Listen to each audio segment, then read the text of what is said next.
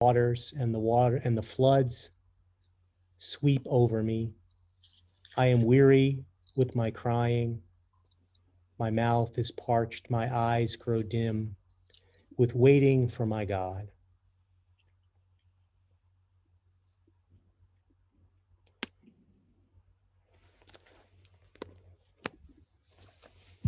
I encounter those words and know that they are a part of the reality that we're living in right now. When I planned to gather with you in this way a few weeks ago, things that happened last week, especially on Wednesday, were not in my mind, and I could not imagine them. And I'm sure many of you reeled and are still reeling from what you saw on television and what you know is going on across our nation right now. And so it comforts me to have a deep reservoir of feeling that comes from the scripture in that way. I imagine it does for you as well, to be able to know that God's people have faced extraordinary struggles and challenges, and God is with them. And I am comforted by the fact that this psalm goes on to name that lament more specifically, and to draw on the idea that people feel alone and abandoned. And yet the psalm, the appointed verses at the end of the psalm are also appointed for today, which say the following, starting at verse 30. I will praise the name of God with a song.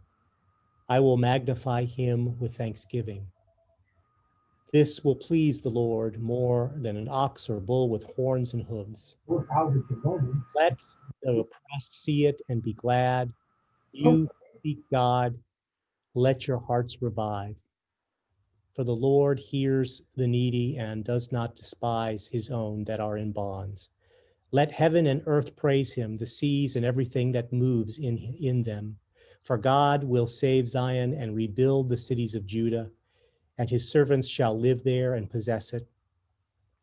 The children of his servants shall inherit it, and those who love his name shall live in it.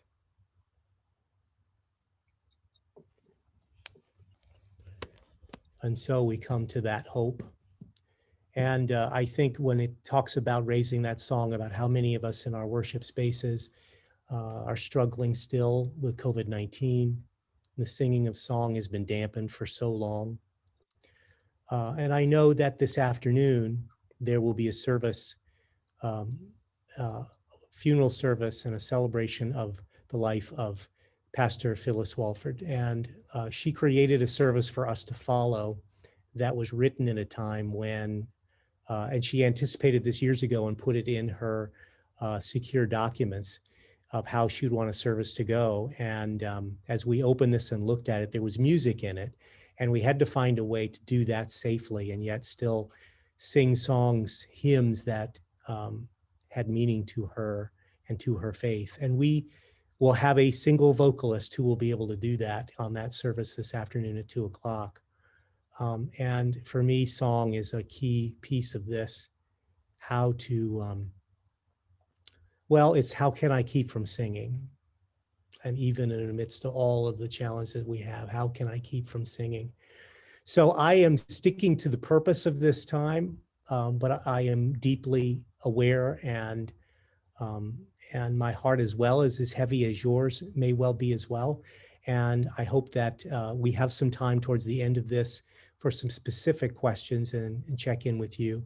But I wanted this time as well to be a time to look. I have my, and this is somewhat in honor of Phyllis Walford, who was a big Star Wars fan, if you know that. I have my Yoda mug here. Always in motion is the future, if you can see that. And not to go from the sublime to the ridiculous, but to really say that I do want to spend this time talking with you about the future that leads us through this present dark valley that we're in into a place of hope and peace and life. Because as I said at the Synod Assembly, I have to do this calling the way that it sounds like it needs to be done, and that you've called me and others have called me to do, is to be God reliant and Spirit-led and Christ-centered. And in that centering of Christ, to never forget the mystery of faith, that Christ has died, Christ has risen, and Christ will come again. All of which call us into a bold hope. And so right before Christmas, I sent out a listing of new positions that we had without a whole lot of explanation. I didn't want a long document for everybody to have to read, as they were worried about their Christmas services and all that. But I wanted you and your congregations and all those who were a part of the synod to know who would be in different roles as much as I could know, knowing that this is a transition time and that we're going to be learning a lot, and I'm going to be learning a lot here as we move into this new year and in a time that's unprecedented in what we're facing. But I got those positions out without a whole lot of explanation about what they meant and the vision that's behind them. So I wanted to call this time together to lay out some of that, or to lay out that vision for you so that you have an awareness of it and can be thinking about where these decisions, these ideas, and these positions are coming from. It's very much a direction without being overly directive. I feel as bishop that you called me to do, to pray and to work towards and to listen towards God's vision for us going forward as a synod. At the same time, along with that leadership, that needs to be done as collaboratively as possible. So I lay these visions out of which I've prayed over and I have worked on heavily and have gotten people in to help me to work on them, seeing them as directions in which we find our places in that as leaders, as congregations, as ministries on this territory. As I lay this out for you, which I'm going to do with some slides, I am inviting you to go ahead and ask questions in the chat function, which I think we're all pretty comfortable in doing these days. Mike's going to monitor that for me. And if there are particular questions about something that I'm talking about, again, being respectful of your time, I will entertain some clarification questions as we go. If we get into something that's deeper, we'll just defer that to another conversation or another time. I also am going to be having the floor mostly to myself formally, but I really want to leave room for those who are going to be named here in these positions and talking about these positions to feel free to add something or clarify something or help me to answer a question that you might have. So with Rachel and Mike and Travis and others of you who are here, if there's a question that would be easier for you to answer, we can do that. Knowing full well that you'll have a question tomorrow afternoon when you're driving somewhere or whatever, and feel free to get those in as well. And I hope that this means that we're going to be regularly communicating and connecting with each other, and that this is just the start of a conversation and a plan for moving forward. So I'm going to go ahead and open my participants window so I can see some of this in chat as well. But I'll probably not be paying attention to the chat window, and we'll rely on Mike to cover that. Does that make sense to everyone? Does anyone have any questions about that process as we go forward here for the next hour or so?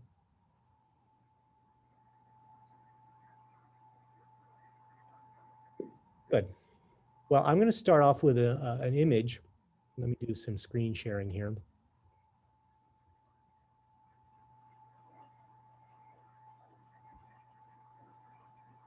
First, you'll see just my screen over here on the side, but let me get...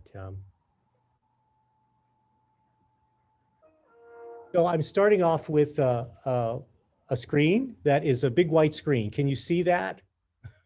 Good. And I'm going to add something to this big white screen. Just a second here.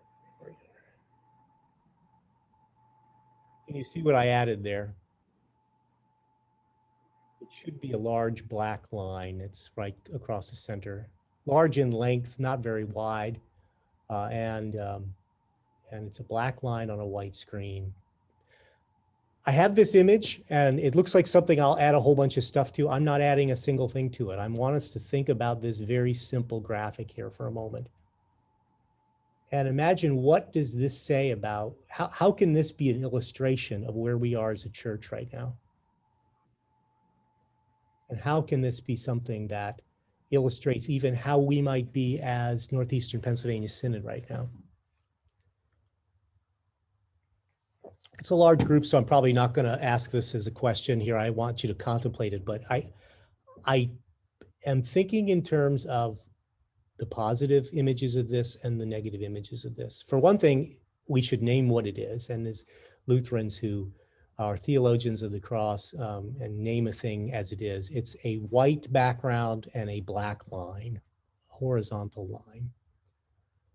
But our imaginations can open a bit, can't they? And they can imagine it, first of all, as, well, think of it in terms as a border demarcating the top and the bottom. And is there, and making us think about the lines that separate us. They can be geographic lines, they could be north and south. They can be different ways that we separate ourselves out politically, theologically, personally. And other than the fact that it looks like that line has a little open spot on either end, that's a hard line to cross. Does that say something about who we are as church today? It's also flat. Is the church flat today? Does it feel like it's a flat line, kind of stuck, boring, no difference or change into it? And I said another thought, which is a heavy thought to say in this season of a pandemic and the suffering that so many of us have witnessed and been part of. Is this like a flat line? Is this like a pulse that is no more? And are we looking at a flat line? Is that the state of the church, the state of the synod? Or are there parts of it that have reached that place? It could also be seen as sort of the dead ground,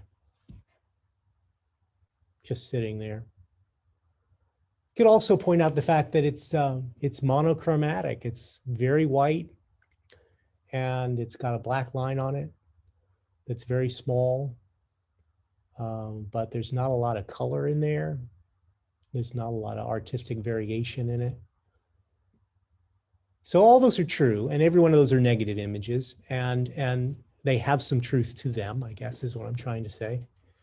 But there's also this sense that there are other ways to look at that line. What if that line were, yes, a ground, but it was waiting to break open? And if something broke into that line, it would burst out. And that line could be broken, allowing sides to come across to each other and encounter each other. And what if that line were the earth breaking forth with new growth? What if that line was a pulse line and suddenly we see it bob with the pulse of life? And finally, what if that line were a horizon and there's something right over that horizon that's waiting to rise up like the sunrise, and we could see that coming? There's probably others you could think of there, and I invite you to consider that as an image for possibilities as well as challenges that we face. But I'm going to focus now on that idea of that line being a form of seeing what signs of life we have, what's breaking out, what's breaking forth. And yes, go all the way into that scary place of the vital signs of life and think about what vitality means and what it means to be alive. And so the overview of this vision is the phrase that I have coming up here next, which is growing young and vital. And what I want to do for you is unpack a little bit of this about what that means. These aren't unfamiliar words to us. Many of us know them well, and yet they have some real life and power to them.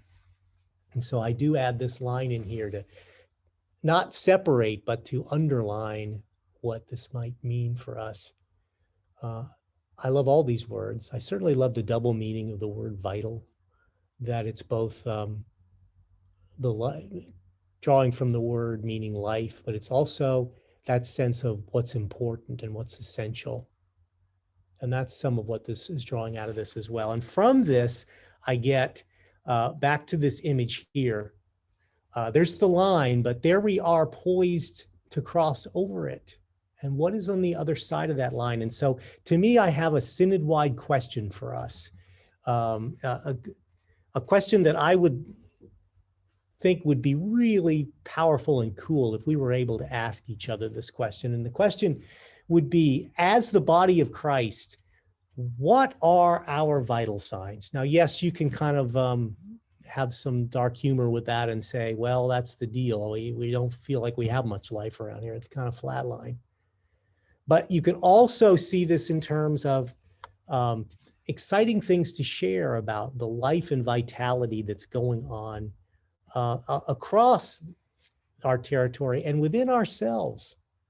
Signs of godly vitality for our individual members, for our congregations, for our mission districts, for our organizations and ministries at work that have been at work and are very much alive and thriving here on the territory across our synod.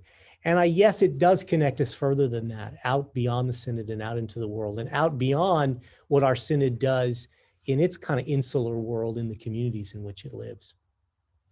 So if that's the question, and I would really love us to be able to get to a place where when we encounter each other, we ask, so what are your vital signs this week in your ministry, in your life, and in your work? But this is also a bigger picture thing. It's a doorway to a bigger idea, and it's something that I envision going forward for really the entirety of my 6-year term here. And it's something that I call vital signs goals. And going from Star Wars to Star Trek, not a 5-year mission, but a 6-year journey as I'm here working with you as your bishop. And really breaking that down into 3 by 3, 3 years plus 3 years. So I'm really trying to describe a vision process that isn't a flavor of the month, that isn't something we'll do for one synod assembly and then start something else. And also that's something that calls us to be courageous, to stick with over time. And so all these things you're going to see going forward from here and all of these positions that we're bringing into the life of this synod, the people that are calling to this, have immediate work to do, but they have a longer term work to do as well. And it's a vision that's meant to stretch over that whole time. And I describe it as a 3-lane path so that imagine a road stretching out in front of us, a highway stretching out in front of us, and it's got 3 lanes to it. And all 3 lanes are part of the road and they're all important. And to understand these positions, you need to understand, or I need to convey to you the 3 lanes in which these positions are sitting and in which they're driving and guiding us forward. And I believe coming from the Spirit to guide us and lead us forward. This 3-lane path has 3 names to them: growing young, gaining strength, and going beyond. Growing young is something that it should be familiar to us. You've heard it, and I put up the image of the book by Powell, Mulder, and Griffin that we have been working with as a synod, and that our youth, young adult, and family ministry group has been working on heavily, our ministry team, and this is being driven wonderfully here in the synod. But it's a nationwide movement that is going on, not just in the ELCA, but across denominations. But the ELCA has also embraced this very closely, and in fact, working with with what they're calling the Future Church movement across the ELCA. Growing Young is a big part of that, and the directors for evangelical mission that are in each synod, Mike Benetham is ours. They've also been hearing about this and working on this. And so it's a movement that has power to it. And it's also very much alive here in our synod. I have only half jokingly said that as bishop, I couldn't drown this if I wanted to. It's already got momentum and strength to it. It's already got leaders working on it. In fact, we know that Sammy Kelly is working on this very heavily, along with pastors Lauren Applegate and Becca Minneke Conlon, and others in the Yo-Yo Fa mission team. But it goes even beyond that. And one of the centerpieces of what I think gives it such strength is not only that it's already alive and moving forward, but that it has as a centerpiece of it developing and finding new leaders. It's described upfront intention is to involve all people in the faith formation of younger people. But it also talks as its first principle about key chain leadership and raising up leaders who work with youth, who are bringing the needs of all people, accented through how youth are leading that movement and these things across, really across the world and across our country. So, but that key of lifting up new leaders is also a really important accent point for what we're doing and how we're supporting this. I want to say that as bishop, I'm behind this, but more than behind this, I want us all to understand it and to work more towards it. So I know questions come up like, well, we don't have a lot of young people in our congregation, or even in the areas that we live in, or they're not connected with church, all of which is being addressed by this movement. But I think it's an energy that transcends biological age. And I think that the energy of it is a lane from which we can borrow energy and in which we can drive into as well, if we think about my 3-lane setup. So that's the first piece, and I ground that one first because it's already well grounded in the life of our synod. Vital signs goal number 2, or the second one I have to mention today, what could be seen kind of as the middle lane here in this 3-lane analogy, is gaining strength. This comes out of another growing movement in the ELCA. It's being led now by 2 pastors, Douglas Hill and Scott Suskovic, one who's out west and one is in the south. It started out about 4 or 5 years ago as a bigger church kind of initiative, a larger congregation kind of initiative, but is now being connected to really help all congregations figure out, and leaders to figure out what their strengths are and to build strength on strength. So that's why we're calling it Gaining Strength. It's something that is specifically in December, all of the directors of evangelical mission, like Mike Denetham, were introduced to this and had connected to it and are beginning to get an idea of what it looks like. I'm not going to give you a whole lot of details on it because I'm excited about it because I have been in contact with these 2 pastors. Well, the Pastor Doug Hill was my internship supervisor back in the day. So he and I know each other well. He's at Abiding Hope Lutheran Church in Littleton, Colorado, which gave me an opportunity to just be connected and talk to him a bit about it.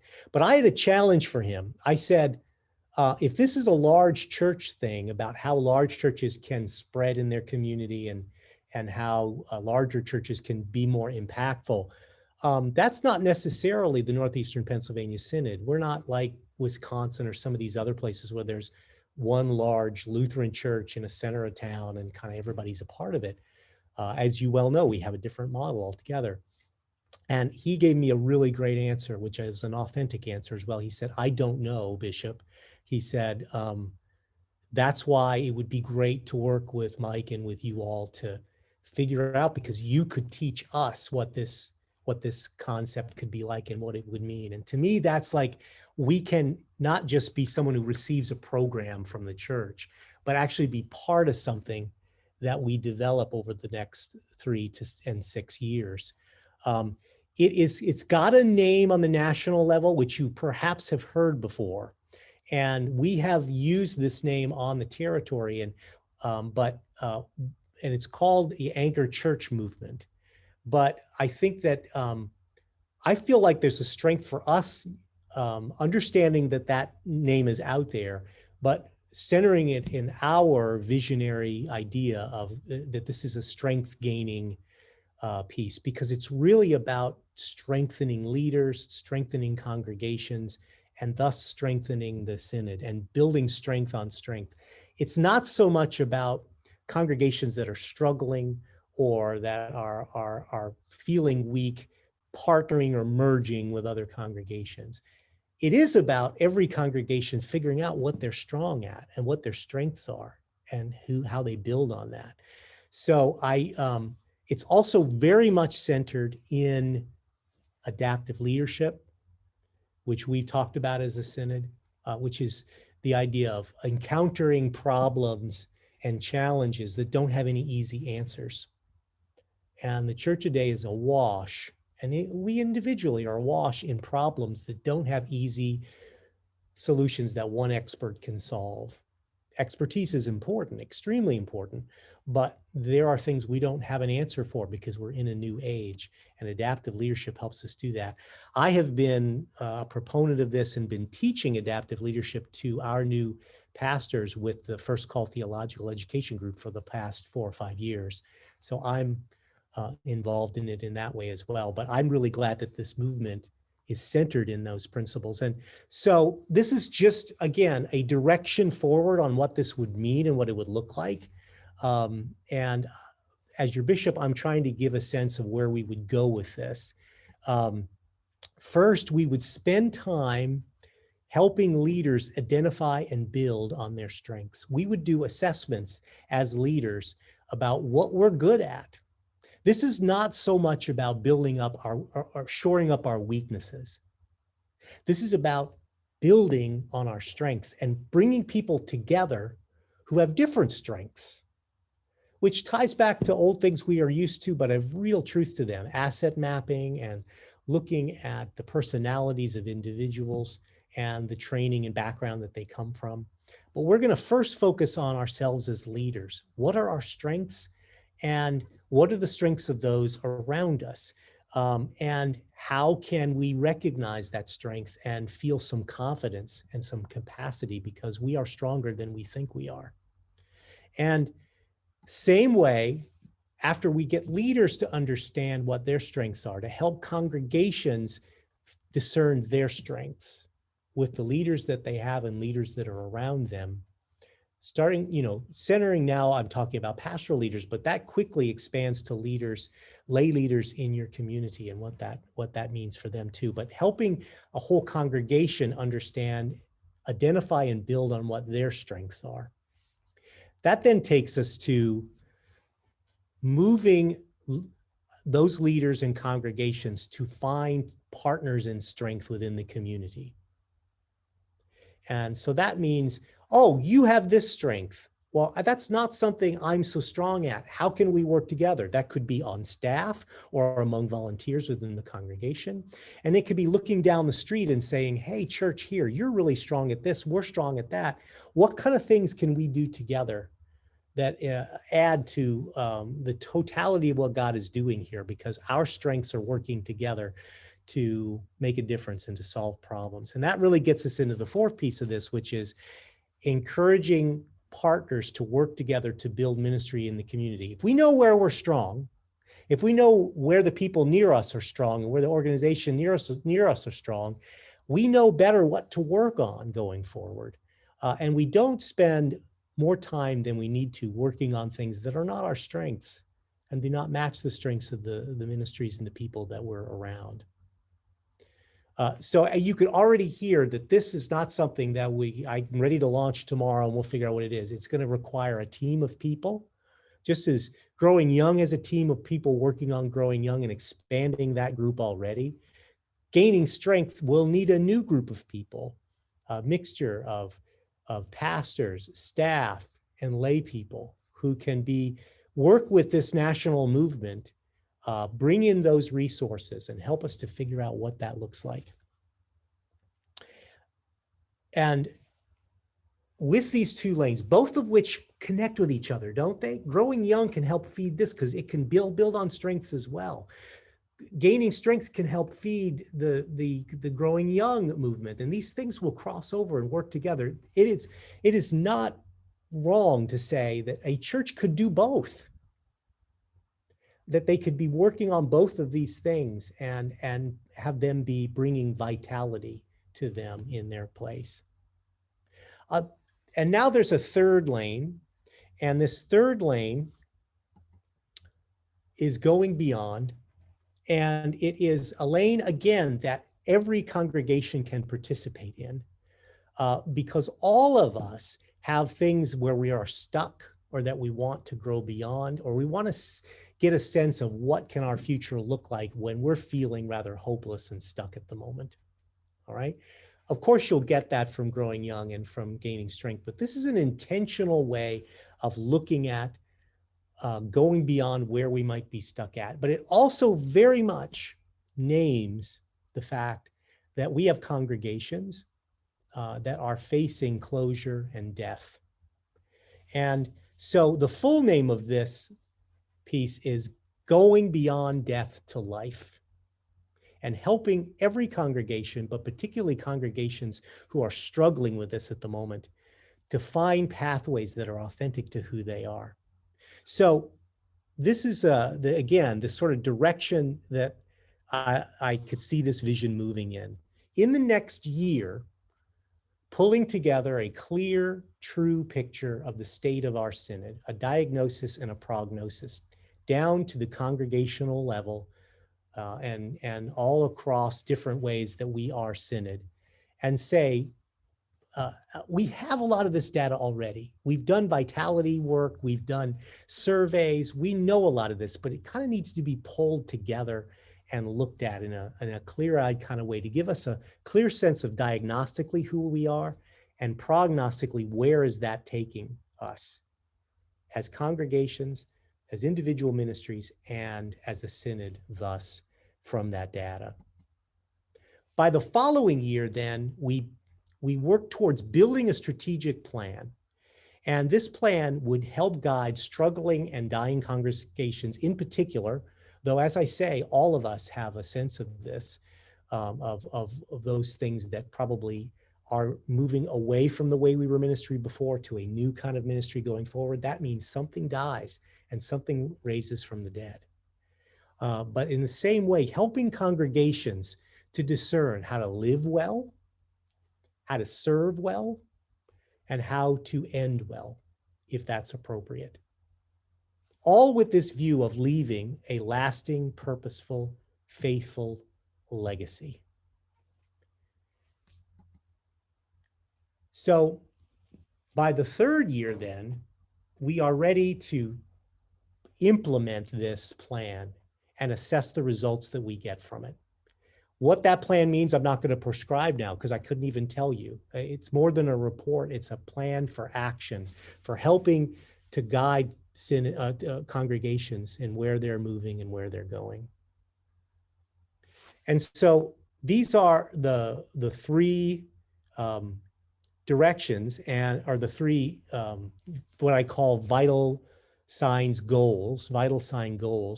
And the positions that are now are new to our synod are meant to work within these new goals. So the new directions we're going in call for new staffing and new staffing plans to support these vital sign goals, these three lanes that we'll be working in.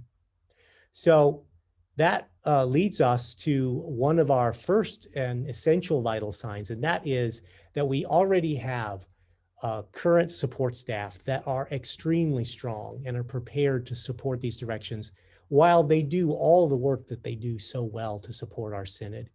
Lori Chrisman, Debbie Fry, Eric Gombert, Debbie Skinner, all work in this office and do incredibly important work to support you and to support our congregations. But they as well are a vital sign for the synod for moving forward with these vital signs. And I really want to say we're grounded in really great people. I've spent hours with each of them, and I really have a great respect and awe and appreciation for the good work that they do and the ideas that they generated and have generated. They are people who do their job, not just faithfully, but creatively. And I think you could be really excited with the fact that they're still with us and they're still very much a part of this plan going forward. Our new positions you saw laid out in December. They are the Executive Associate for the Bishop for Innovation, and I said also known as the DEM, but and DEM will still be in that title, but this is what we as a synod will call this position. The new position is, second new position is Executive Associate of the Bishop for Leadership, Executive Director for Legacy and Purpose, Director for Operations, and Director for Communications and Events. First, we have Mike Benetham, who we know many of us have worked closely with Mike, and Mike will continue to be, you probably know, but perhaps you don't, and I'm not going to assume this. Prior to this, over the last several years, Mike has had two positions. He served as the Director of Evangelical Mission, the DEM, which is a church-wide position, paid for by church-wide, deployed at the synod level. So there are 65 of these across the 65 synods. Additionally, Mike has spent about a third of his time, quarter to a third of his time, as the Executive Associate of the Bishop to deal with operational details. We all know that he's been the Google of the Synod. You can call up and get an answer for him. He can help direct a lot of things that you have questions about. That role is what he will be transitioning out of, and we'll see how we will take care of that role in just a moment. So he's going to focus now on this DEM position, which we are calling here in the Synod the Executive Associate of the Bishop for Innovation. And he's going to be really much more transitioning away from these office and operational roles, going out into the field to be with you, to discover what you're doing and what works with you. Because the truth is, all three of these lanes, I mean, I've talked about how they work, but we know there's great things going on of cooperative ministries in this synod already that look and are very much what gaining strength is like. We have United Proclamation of the Gospel. We have other places throughout the synod that are doing this kind of mutual ministry work and growing in their areas through these partnerships. So we're going to need to be figuring out how to learn that and see what parts of that might work. But we're also not going to necessarily be about copying this thing that happens in Chicago or happens here. We're going to figure out what we're doing. And Mike's going to be out there working with you about what that looks like. He's also going to be very much an accountability partner for us. So he's going to be supervising the teams that work on these three vital sign goals, these three lanes. And they're the groups, which I invite you to be a part of, the teams that are going to be working on this are going to have specific measurable milestones and goals to shoot for. And Mike's going to help them be accountable for those goals. Well, you set up that you wanted to be here by this point in the year. How are you doing? Where's that going? And what can the rest of the team and the whole synod do to help support that? So it's great to have visions. It's great to have goals. But if they don't have measurable something's tied to them. Now, this isn't about bean counting everything and being a traffic cop about making sure everything is done correct. We're going to have to modify all these things as they go and grow. But if we don't have some kind of measurable goals for them, then they're all talk and they're really no action. And that's something that we just can't afford to do with the magnitude of the challenges that we're facing. So Mike comes to us. I mean, you know him, so I won't make him too uncomfortable by going on too long, but wisdom, trust, deep connections with the national church. He knows what's going on and can help make that connection to us, but deep connections to many of you and through the life that you've led here. And so as our DEM, that will continue. But he's also in partnership with this next position, and it's being filled by a great pastor and a great colleague, Pastor Rachel Dietz. And Rachel is going to be in this role that's new to us, Executive Associate of the Bishop for Leadership. This is a full-time position. It is, and it's got several moving parts to it. And it's trying a couple of different holy experiments, as we call it, adaptive leadership at once. One is how to revise and to strengthen the associate to the bishop role. And what does that look like?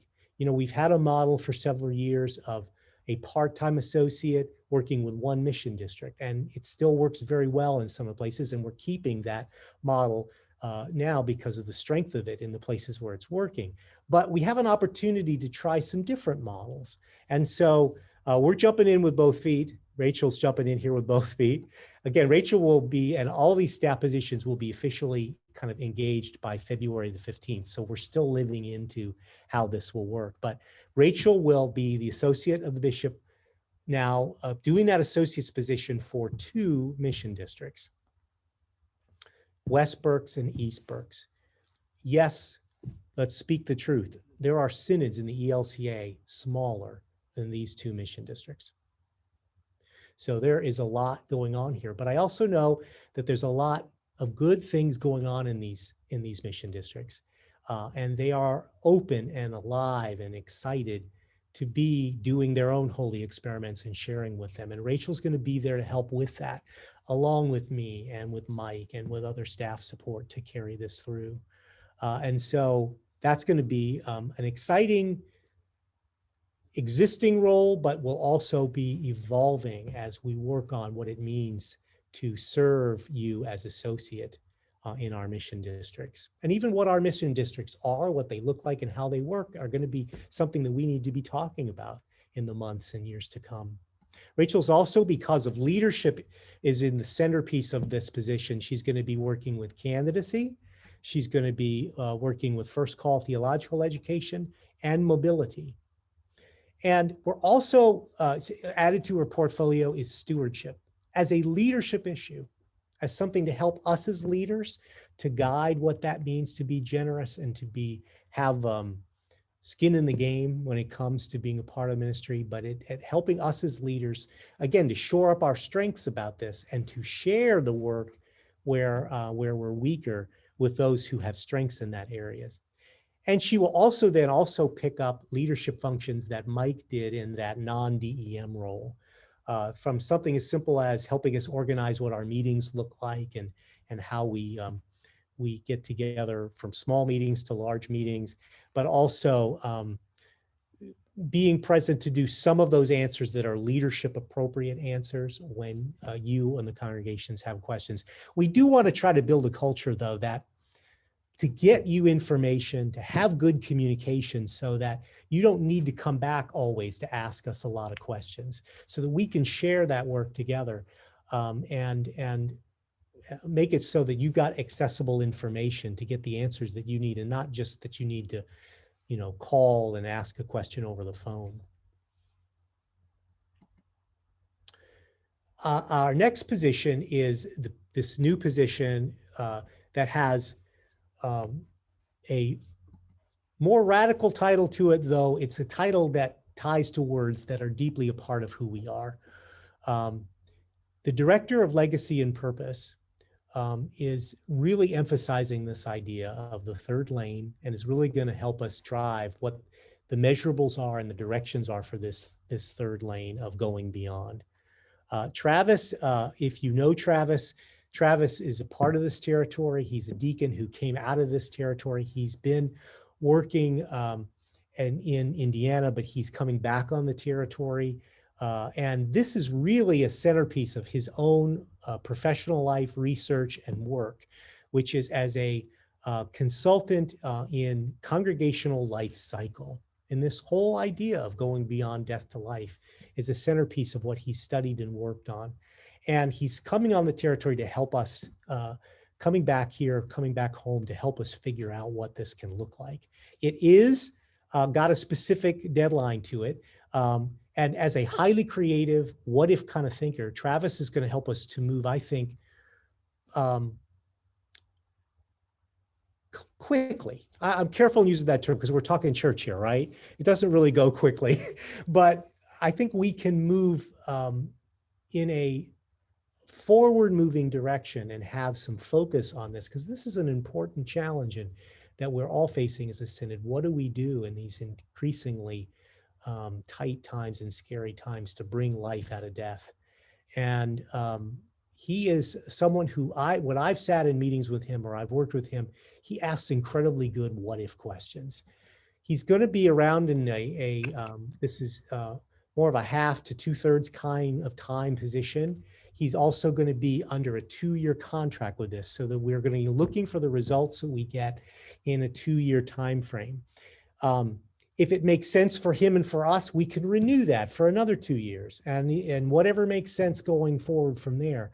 But it gives us a specific timetable to work on in making this work. All with this big idea that he's here to help us research and develop the strategic plan, as I mentioned earlier, to live well, to serve well, and to end well, leaving a lasting and faithful, purposeful legacy. Eric Gombert is currently working in our office as our bookkeeper. Eric took a half-time position and managed to figure out efficiently how to do his work in about 12 hours. And he is an incredible efficiency expert. He is someone who really gets how to look at a system and think about how to do it better. And so in working with him, especially on this last Synod Assembly, in which he helped me immensely to figure out really complex technological pieces, but also think about the human factor that's involved in it. He's someone that gets technology, but is also a very, he's a person-driven person as well, and really gets the point behind the numbers. Eric will be our Director of Operations. What it's going to happen is his part-time position will expand. He will keep the bookkeeping and financial role with the Synod, but he's going to, and also keep a full-time position that he has with St. John's, but he's going to be available a little more, and he's going to be helping us to look at some of these office and operational issues, to work more efficiently, because that is the thing. He's amazingly efficient and good at technology. And so I look forward to having him help us expand in this way and to make this work even better and more efficient than ever before as an office, and these new lanes as well to help them work well. For communication, Pastor Lauren Wolf-Blatt is going to be coming on board as our Director of Communications Events. She's actually already started in this. It will be a part-time position for her as well. She continues as the pastor at St. John's Mahoning. And she continues doing serving as dean in the Hazleton Lehighton Mission District.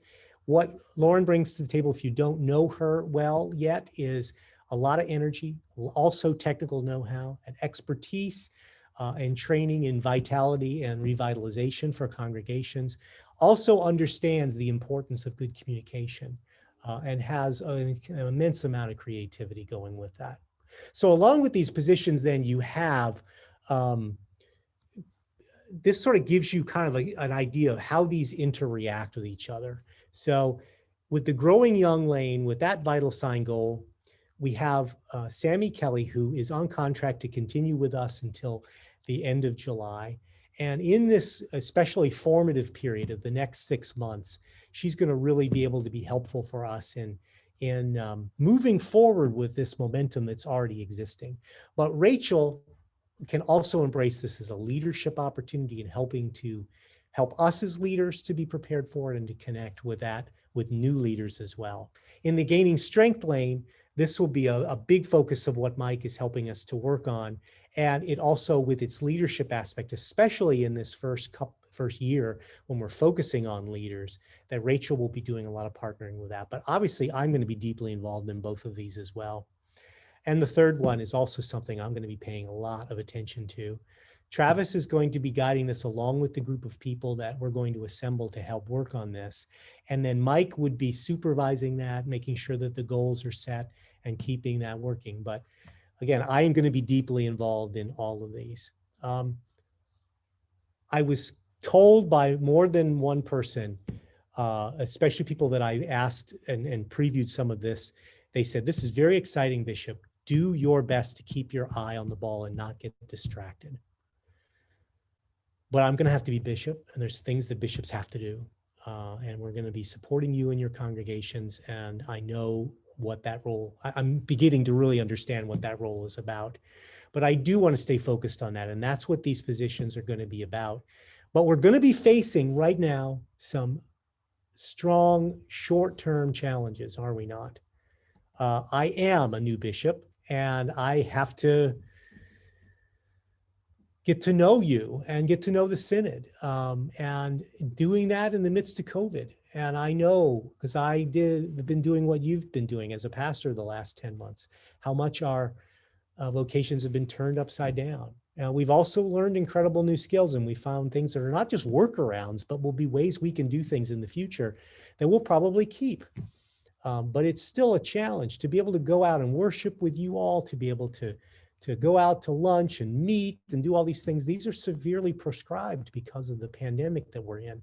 But I've got to find a way to do it. And I'll welcome some advice and counsel from many of you about how we can do this. And I can get to know you and your mission districts, your congregations, your ministry settings, as well as what the territory looks like beyond the church. And I'll be working on that and figuring out ways to do that. We do have a Synod Assembly that's on the books for the 3rd to the 5th of June. And we don't have a definitive answer yet about what that means in the midst of a pandemic. So very, very soon, obviously before the end of this month, we have to figure out what we're doing.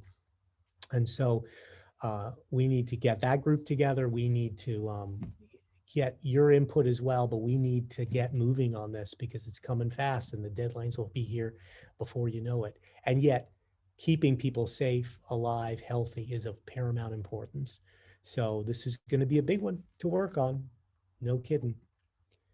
We at the same time also need to train our new staff. And in the midst of that, create and revise the training and guidelines that we have for our dean, our very important and essential deans, for our very important and essential associates of the bishop who are serving you and working with you and working on these issues that you're dealing with. What do we need to do that's essential, that needs to continue? How can we work even better together? And how do we form a group of people that are working lockstep together to support you? That's a challenge we're facing right off the bat here in this new year. And then this is, of course, not an exhaustive list, and you could get exhausted by listening to them, but we have a God who was raised from the dead and who brings something out of nothing. And so we have to trust in that, and I'm going to trust in that. And so how to find and equip leaders and teams at the same time that these 3 vital things have to happen. How do we move forward with these vital science goals so it doesn't suddenly appear to be November and we haven't really moved on any of these things? It's going to rely on people who feel inspired and connected. And hence why I'm sitting here talking to you now. What are you excited about? What do you want to be involved in? We're going to need your help with that. And I have to say that we need to understand that we're living through times of unprecedented peril and challenge. So I'm going to give you one more 3-part list, and it's about right now. You've already seen me mention this on Sunday, and I want to know how these are vital signs for you right now, how you're dealing with these things and how you're moving forward. And I see 3 focus areas just in the short term that we're challenged with. How to heal the hurting that we're going through, the pandemic hurting, the economic hurting, the political divide hurting that we have. This is something that we're going to have to pay attention to. But I also know that many of you have been working on this and you have vital signs to share about how you have worked on healing hurting in your context. And we should share that with one another. Going into this Lenten season, how are we going to work on healing and hurting? Healing the hurting. This is another aspect of this. Love the land is the next one. Yes, this is a very intentional way to talk about climate change and the threat to the planet. But it's also meant to be an open door to invite all of us in on this, because wherever someone lands politically, they love the land and they want to see it thrive and be sustained. And so, and it also is a way to talk about our properties and to talk about, and perhaps even to talk about some of the civics lessons that we're getting in life right now and say, how do we love our land and love each other, the inhabitants of the land? And how do we pay attention to those who are most struggling on the territory of that land? And what does that look like? Again, you are doing this work. Let's share what we're doing together and figure out what that means. And the other is engaging the stranger.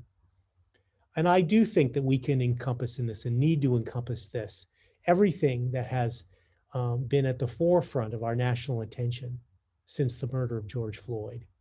and to talk about the racial injustice, white supremacy, and these issues that are such a struggle for us, not just now, but have been for many, many years. And also to think in terms of who is estranged in our communities, be our church communities, our congregations, the communities around us, and even the silent people that don't seem to have a voice. How do we engage them and involve them in who they are? And all three of these are connected back to growing young, gaining strength, and going beyond as well. But I really want us to be able to understand that when we ask each other, what are your vital signs? We can think in terms of this. I know when I was a pastor, I always appreciated when the synod gave me freedom to do what is contextual for my congregation, but they also gave me some ideas of what we're working on as a synod to address important issues of the day. And so with these three vital signs for now, I'm trying to say, can we have some language that keeps us focused and centered in things that are right at our front door, and in the week that we've just had, now more than ever. So yes, building a plane while flying it, if you want to use that cliche, looking at a big picture thing that we're trying to do going forward, and trying to sustain something that's going to take us 3 years plus 3 years into the future, and yet living through this very dark and difficult time is all that I'm saying here, and I really invite your involvement and your participation. So I'm going to stop sharing.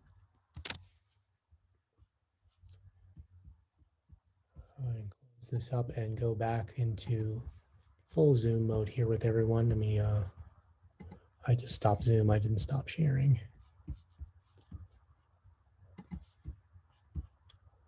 There it is.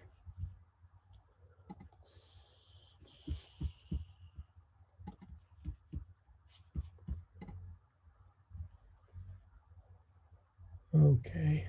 Oh no, that's just me stopping my video. Oh, it's over here. There we are. Thank you. Yeah, everybody can relate to that moment, right? When you're going, oh my gosh, what button do I push? But it's a game we've all been playing together, and God bless you for getting through it all these months. And even if you found a way to get to not, or you don't do Zoom worship, you're doing Zoom meetings, and I appreciate that. Mike, have we got questions in there that people have for me? It looks like I got a stack. What you have, first of all, I'll give a little commercial since you mentioned engaging the stranger. The ELCA Churchwide organization is in the middle of a realignment that will begin on February 1st. And next Tuesday on the 19th, Bishop Eaton will be addressing all of the rostered ministers and others who are interested in joining that event. You should have received a link for that in your emails yesterday. If you need more information, we can get something out in that in a blurb from the synod as well. So it was just sent out, I think, early afternoon yesterday. She promises not to take a lot of time, but it is at 11:30 Central Time, which means, I guess, 12:30 our time. That will happen next Tuesday as probably a Teams live event. Now, in the chat, Bishop Chris, there was a lot of really insightful comments with your line across a white background graphic. You'll get a full copy of all of the chat, so you'll get to see all those in some of the creative and thoughtful ways. Folks didn't just see it as a negative image, but saw it as perhaps a horizon, as space to grow, space to let the Holy Spirit enter in. You'll see all those. You also will have some comments from congregations such as St. John's Sayre or St. Paul Mountaintop or United Proclamation of the Gospel that are already doing some of these things. Pastor Suzanne Trump mentions that things are moving pretty fast. Time is short. Some people say evolutionary change, some people say revolutionary change. Do we really have 3 years to lean into this vision that you're casting? You had gone over who the associates were relating to the different mission districts, but someone still had a question about that. If you want to quickly review that, and then that'll give me a chance to see what the last 3 things were that came in. I love some of these images, and as I am not in least bit surprised, some great creativity in here. Even reference to the book Flatland, I appreciate that very much. And but that two-dimensional idea as well, that was a new one in thinking that I had mentioned as well. The wandering in the desert, I think that's, you can start imagining a whiteout kind of landscape in that moment, and that sense that also we're divided, that dividing line really does separate us so much that those are really valuable imagery. But I also like the mountains and the hills, and the curves need to be. I mean, we are a mountainous, hilly, curvaceous synod, and we've got all this great stuff going on out there territorially that I think is a good lesson for us in how we can do. And the rigidity, the non-flexibility, yeah, that line is, and there's also the sense the line pulled tight, right? I mean, it's like there's a tension out there. It's like we're all worried that something's going to come in and cut that line, and it's going to go bling and everything's going to fly apart. And there's some real threat to that in the world today. But I think it's also kind of keeps us from trying bold, and bold is on a spectrum, right? I mean, what's bold for me might be different from you, might be different from a congregation up the road, and et cetera. And we're going to probably work together in that spectrum of bold, and find people. That's why I like the idea of these goals being lanes. You can find your on-ramp and then the exit ramp isn't, I'm out of here altogether, baby. It's, I can go into this other area. I may not have the courage right now to think in terms of going beyond and facing the death of my congregational environment here. But I can work towards what's our strengths that pulls us into that direction. And then we can find courage to actually use some of those words and terms, and vice versa. Being in that third lane of going beyond might draw some people into seeing that they've got strength of mission that they want to move forward with, or making a linkage to growing young in a way that they never expected before, from using a facility in a way that had not been used, to being open to talking to neighbors in ways that they hadn't before. So that's really kind of an interesting opportunity to think about how the non-flexibility, that the prescribed nature of these lanes is really meant to say that they're very open and fluid to each other, and they can feed and care for each other.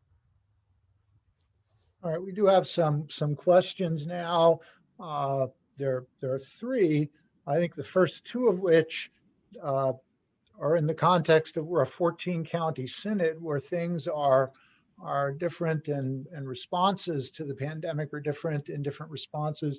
Do you anticipate offering any synod-wide guidance to congregations in terms of returning to in-person worship, or having worship only in a remote or electronic or online way, as some other synods and dioceses have done? I think that that's wise. And I think you gave one of the great strengths that we have, in that we are in a 7 synod region, the Northeastern region, the Region 7. And I dialogue with those bishops every week. And I'm going to be, because of that question, I would like to specifically ask them in the next week or 2 how they've done that, and look at what they're working on. And that would be a great model. I also am in a conversation group with 8 new bishops who started this year. I'm the last of the class. Last in my class. And it's a great group. Skews a little bit younger. It's 6 women and 2 men. It's just a really great group of new bishops, and kind of what are they working on in there. And that gives kind of a nationwide kind of perspective on that as well. So yes, I think I'm going to ask that question and try to come back with some more information for you. And we'll be talking to associates and to the Synod Council, and would be welcome to get some feedback from you about what is working and not working for you, if you wish to send me an email about that. Again, with the topic of best practices for dealing with the pandemic now in this phase that it's in, and in figuring out how to move forward with worship. An adaptive challenge that has some technical ideas, and some people have worked out some really good ones. Right. So the second one, is in the general context of the fact that clergy are in that large group of 1B folks for receiving vaccines, and even as counties are still inoculating healthcare professionals in group 1A, there's some that have begun allowing clergy to have appointments. That's obviously going to be different across the 14 counties of the Synod. So it's helpful that while that question was asked in the chat, others are also answering the question in the chat. Rob Argott asked if you can cross county lines. According to the national news, apparently you can cross state lines as people are flocking to Florida to get their vaccines early. But there was a specific, I think a church-specific question in there, and that was somebody raised the question about how to safely impose ashes on Ash Wednesday. So we've had to deal with issues of administering Holy Communion in a pandemic. Now, for the first time, we're going to encounter ashes. So is that something that has been discussed at all in the Conference of Bishops, or the office, the worship office in the churchwide organization? Do you have any thoughts to share on that? I haven't seen anything yet, and I actually got that question last weekend, once in anticipation of asking those same 2 groups again, what the advice might be. I'm also new to the new version of a listserv set up through Microsoft Teams, and I'm going to scan for that question. I haven't done that yet, but I know that that's an immediate thing. But I also want to open this up a bit to those. If you want to type an answer into that, you can do that into chat, or does anyone have something they'd like to unmic and offer as an option or alternative that they've either already discerned with a worship team, or an idea that they're entertaining? Let me make a comment, because Michael Krentz put this in the chat.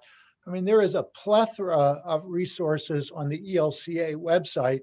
You just can't find them. But if you know how to do a Google site search, sometimes the best way to find something on the ELCA website is go to Google, type in your search term, then the word site:/elca.org, because the worship office of the churchwide organization will be coming out with guidance regarding Ash Wednesday. I don't know if Michael wants to unmute himself and say any more specific about that.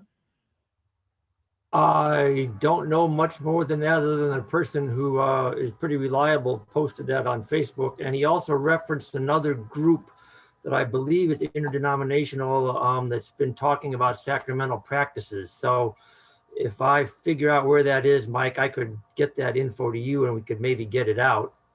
Right. Rachel reminds us that since March, there has been that website, elca.org/public health. And there's also a hashtag worship page in there, so that it's good to keep going back to there, because that public health page is updated constantly. Fantastic. And then there was a question about questions from treasurers. Again, the Office of the Treasurer on the ELCA website has really great downloadable free PDF resources for treasurers. But if treasurers have very specific questions to contact the Synod for the next couple weeks, you can still be in touch with me. Eric Gumbert is also going to be equipped to deal with those. If they're related either to mission support or other benevolences, Debbie Skinner, who's our benevolence clerk, can deal with those things. So try giving a call here or shoot an email to info@nepsynod.org, and we can direct you to the right place depending on the nature of the question. Yes, and that brings up the fact that we are looking at the Mike's portfolio of work. You know, I said a general statement about the kind of things that he did in an operations and office kind of role. And we will be working on how to share that to figure out where answers are going to come from. And ultimately to make that more of a partnership so that you have places you can look something up easily. And that's a longer, it's still a technical challenge, but it will take time to put that together. And a lot of what Eric is going to help us do is figure out how to put our resources of communication and all that in one, in a more convenient place. And we do have Lauren Blatt, who will be the director of communication and events, but I think a lot of that's still a part-time position, and a lot of that's going to be looking across our different job descriptions and portfolios and figuring out the best way to be available to you. Again, even though we've added, we found a way to restructure. Again, we're not, I could get in the weeds, but don't worry about it. We're not spending more money than we had. We've reallocated money. And so we do have increases in staff as far as focus is concerned. But we've done that by consolidating associate work and trying to, spend as wisely as we can. So there will be obviously a period of time, probably I would call it 3 to 6 months, in which we sort out who knows what, who's the person to go to, and where do you find stuff. This will include looking at our ways of communicating and our website and other kinds of information sources as we go forward. All that's going to be a part of what we're going to be working on as well. All right, before we move on to a really sublime question by Dean Nelson Quinones, let me be in the ridiculous or in the weeds. And just one more little technical thing. It took about 15 months for the tax office in Harrisburg to renew the sales tax exemption certificates for our congregations between a change in their computer system coming right at the very beginning of a global pandemic.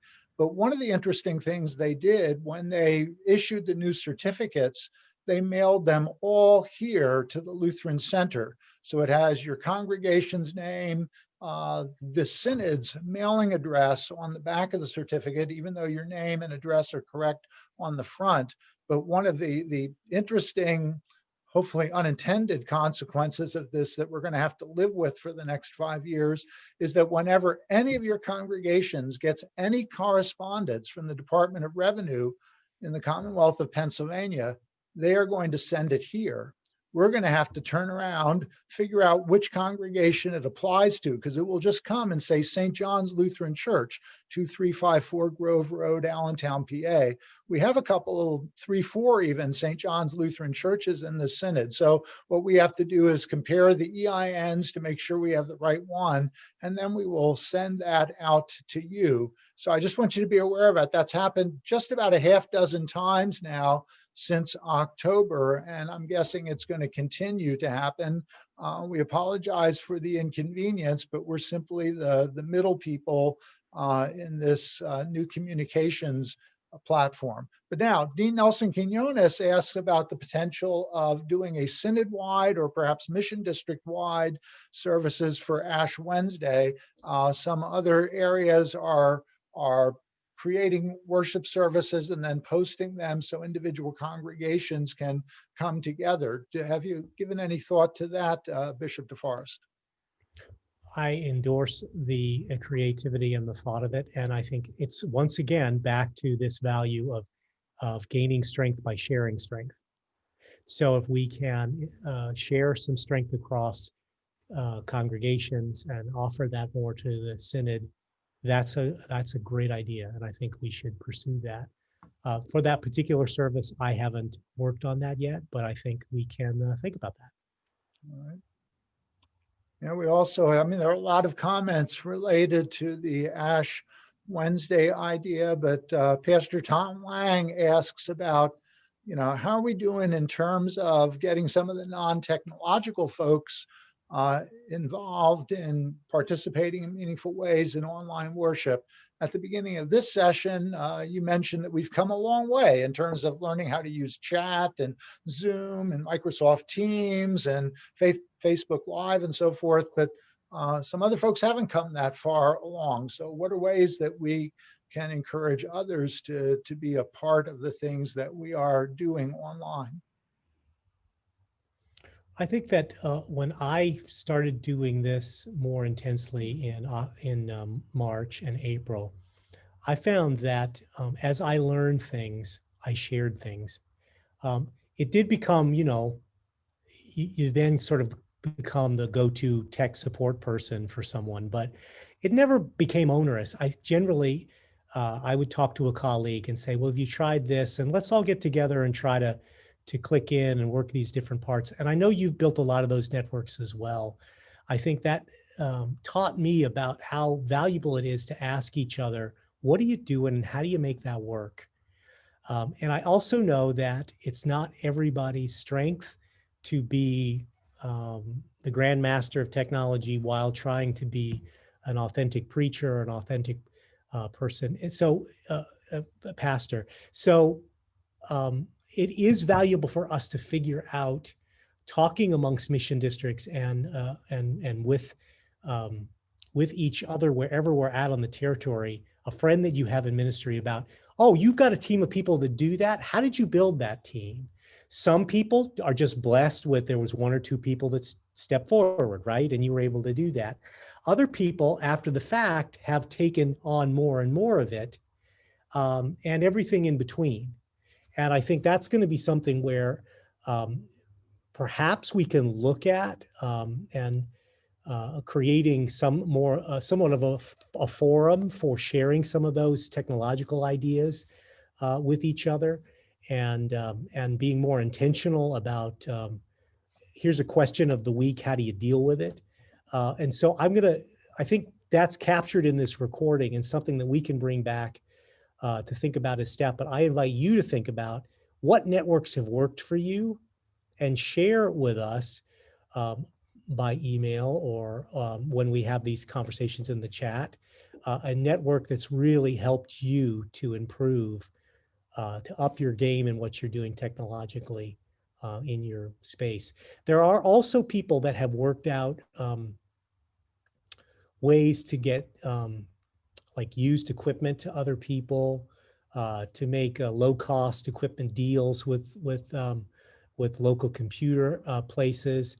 And if so, you've got ideas like that, let's see, because we all know that even though this vaccine could not get out soon enough, when the day comes we put this behind us, we're still going to be using technology.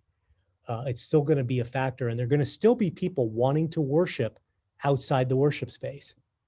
And so how do we do that, but at the same time deal with the fact that of low bandwidths and hard to find Wi-Fi and the financial costs of doing these things on a budget for people that really can't afford to buy equipment and have the best setups in their homes or their congregations. At the risk of having my email overflow with grant applications, I'd like to invite Pastor Suzanne Trump to unmute herself and describe a creative project that the United Proclamation of the Gospel in Bethlehem is doing that includes not just technology, but also training and accompanying people as they get used to it.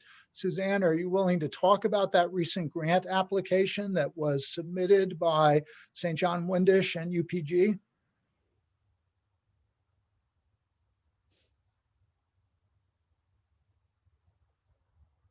Her camera's not on either, so I know she's still in the meeting, but I don't know where she is.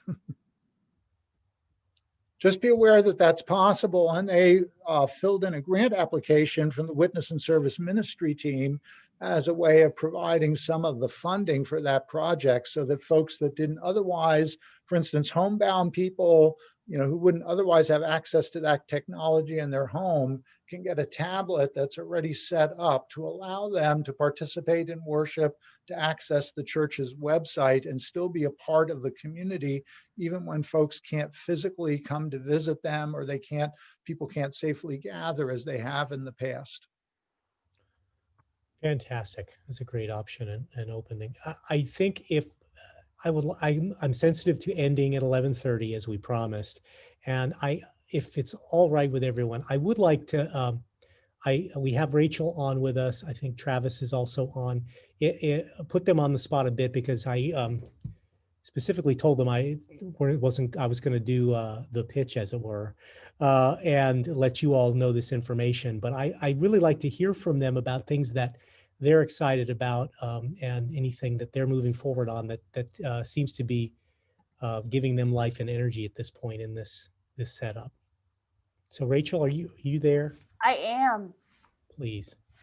I am very much looking forward to this sense of creativity and adaptability, the ability to try stuff, as well as the opportunity for individual congregations to reach out to their neighbors and to kind of take some of that work back on themselves, but still having us be the encouragers and the cheerleaders and the resource folks. So that will be fantastic, as well as, the understanding that ministry isn't segmented or compartmentalized, just as we are not a conglomeration of body parts. We all work, all of our systems work together to be the whole person. So we on Synod staff are working together. So Well said. Thank you. I'm going to interrupt with the mundane question from Marty Hey. Milne that I can't answer. I know another pastor has contacted me saying that typically around Christmas or at the worst possible time, the churchwide organization sends out forms A and C asking parishes to complete them between the beginning of January and mid-February. So what we sometimes refer to as the parochial report. Since I'm not serving in a congregation, I can't tell you if or when they were sent out. I can tell you that if you do not have access to your congregational ID and your password, you can either email me or email Lori Christman in the Synod office, and we can get that. It's usually a 7 or 8 digit numeric password that you need to complete the forms. Forms A and C are available online. They're on the Office of the Treasurer or Office of the Secretary website, so you can get the forms. To log into them and complete them, you need that unique password. But email me or email Laurie if you don't have it, and we will get it to you. Very good. After February 15th, email Rachel. Yes, there we are. And then we're working out what that schedule is and what those responsibilities are, and we will have that for you as well. So you'll have more of a cheat sheet on who to go to and what is. But again, with that idea that we're partnering in this, and if you can save yourself a phone call and look something up, all the better. I mentioned Travis. Travis, are you on? I am. Travis, what are you excited about? I'm excited mostly about getting to know the congregations in this synod and to be able to, as Rachel said, think big picture, how the synod works together, to think about how congregations can support one another, either in terms of vitality or sustainability, or both, and to think about ways that pastoral care and congregational life cycles and so many other things come together in the ministry of the church. That this the work that the church does is neither easy or meaningless, but it's difficult and full of lots of meaning. So trying to emphasize that in a way that congregations can be part of and can find life in and meaning in, whatever that looks like. Absolutely fantastic. And so what you're seeing, just a hint here, and I hope we'll be able to show you more, and that we will be getting together regularly to be able to talk with you and to get feedback from you, is the fact that absolutely, as the comment was made, 3 years is a long time. We also know the corollary that 3 years can blink and you can be in the same place. But we do need to do fight on multiple fronts, to move forward in multiple directions. And the bottom line is, if we're moving forward, Spirit-led, Christ-centered, God-reliant, if we take the chances that are based on Christ's compassion and Christ's love and Christ's dream and hope for all of us, then we can face death. We can fail 1,000 times and know that God raises the dead, and that Christ is coming back. So why don't we play in our playground and get as dirty as we can, and know that God's going to be there cleaning us up and standing us back up to go back at this again and to keep working at these things. So if you got excited about something here, tell us about it. I know I feel excited not because there's a neat vision and it's really cool and God seems to be doing cool things with us, but because I get to work with people like you and people like the staff, who have strengths that I don't have, and have energy that they can share. And so if that's what you want to do, and that's how you want to have some impact, in addition to the daily and powerful impact that you're having in your congregations, if it's just sharing an idea, yes. If it's spending a couple hours helping us to discern something, yes. If it's a deeper dive, talk to me about it, and let's say yes to stuff, because God's saying yes to us.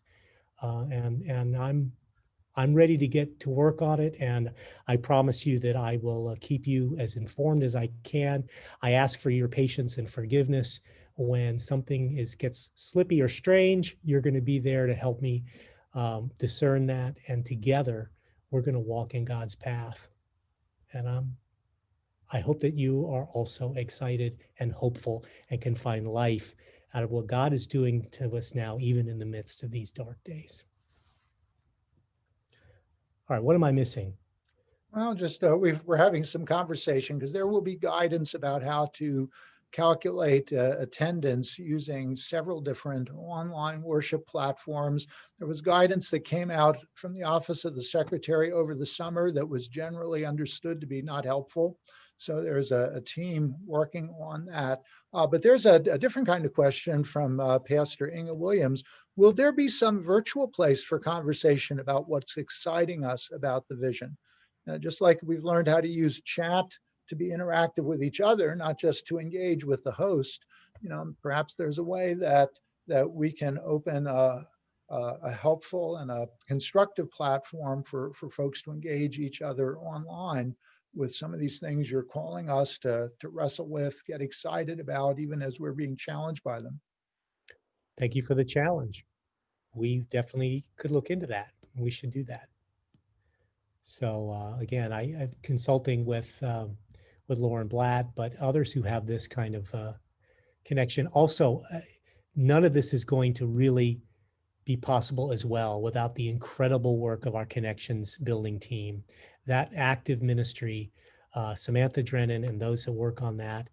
I've had an opportunity to talk to Samantha directly about this. I know the team met while I was taking my break, and helping to build that kind of forum and connection.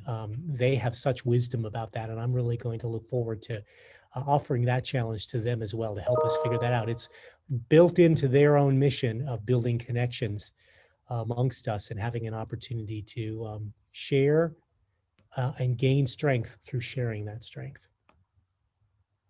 Thank you, Inga, for that. There were some questions, I think, about the structure of mission districts and about associates. That last email that I sent had a kind of listing of, or did have a listing of who's the different associates for different places. By and large, we have a lot of people who did not retire and are returning. And we have in the Northern Lehigh Mission District, where Peggy Wertley has done a wonderful job in supporting you all, and it's such a dynamic mission district. She is going to be retiring from that position, and we're discerning how to move forward with the associate work in that synod. And so as soon as we know about that, we will let you know. And then Rachel is doing too. Jean Huber is doing Bethlehem Easton and Lehigh Mission District, and Charles Gruby is going to be doing, he's going to be doing this role for the first time for us up north in the, let me get all my names up here so I know what I'm doing. We've got, he's going to be Wilkes-Barre or Scranton Wilkes-Barre Mission District.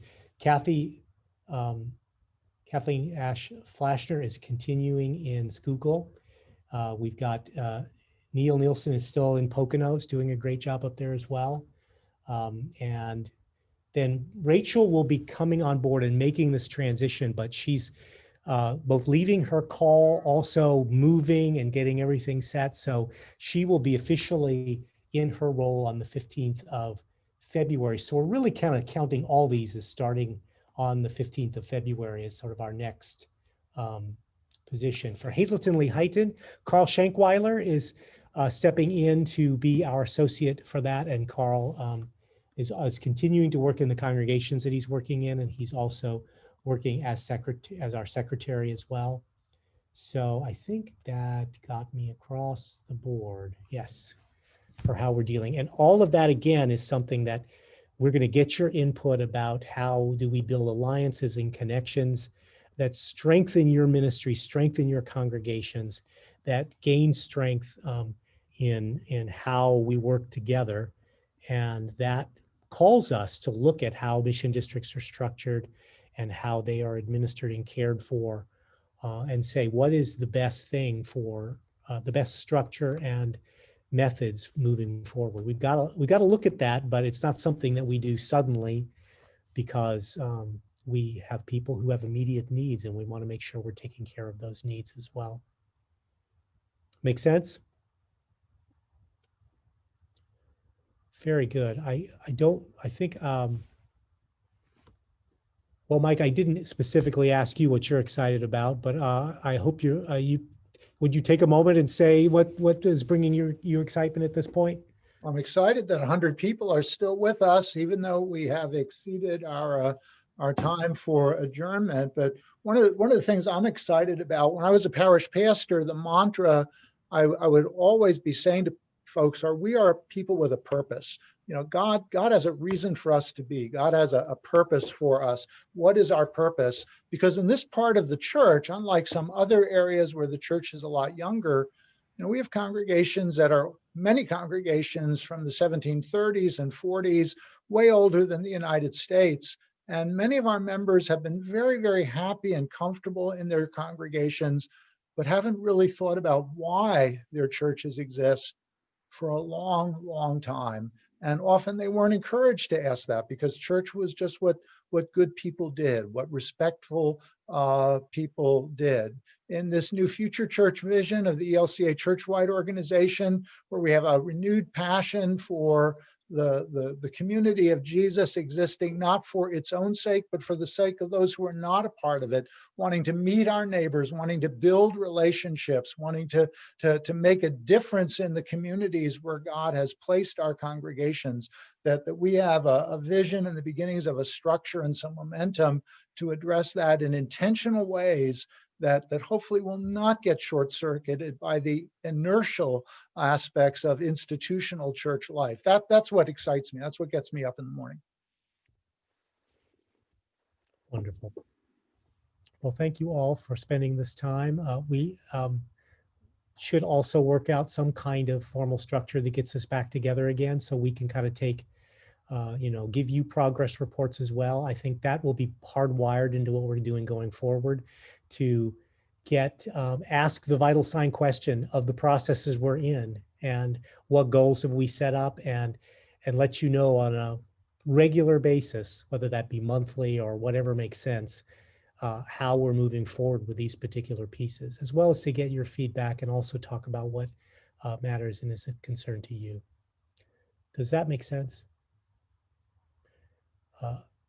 I will, I didn't formally set this up. Tells you I'm missed an opportunity. I would like to ask Pastor Rachel Dietz, who is going to be working alongside of me a lot of this. Rachel, would you pray us out for this? I would love to. Thank The you. Lord be with you. And also with you. Gracious and almighty God, your voice hovered over the waters and you spoke. You spoke something out of nothing and you called it good. We pray for the vision that has been laid out before us, that it comes not only from you, but from deep and holy listening to the entire body of Christ. Be with us in our uncertainty and our anxieties, where we're not sure about where we fit in the new system. Remind us always that we are yours, claimed by you in baptism, and that makes all the difference. Continue to strengthen us to rediscover our mission to be your baptized people in the world. Go with us this day as we encounter those who are hurting. Be with everyone who celebrates the life of Pastor Phyllis Walford. And we look for the day where there will be no more crying and pain, and you will have reclaimed all of creation. All these things we pray in the powerful name of your Son, Jesus Christ, our Savior and Lord. Amen. Thank you all. And you all got the email that the service this afternoon at 2:00 for Pastor Phyllis Walford will be something you can stream. So hopefully you got that email and can feel free to join us at 2:00 today.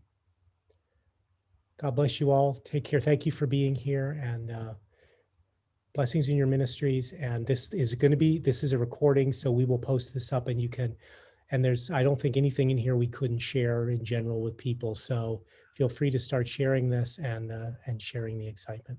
God bless you all.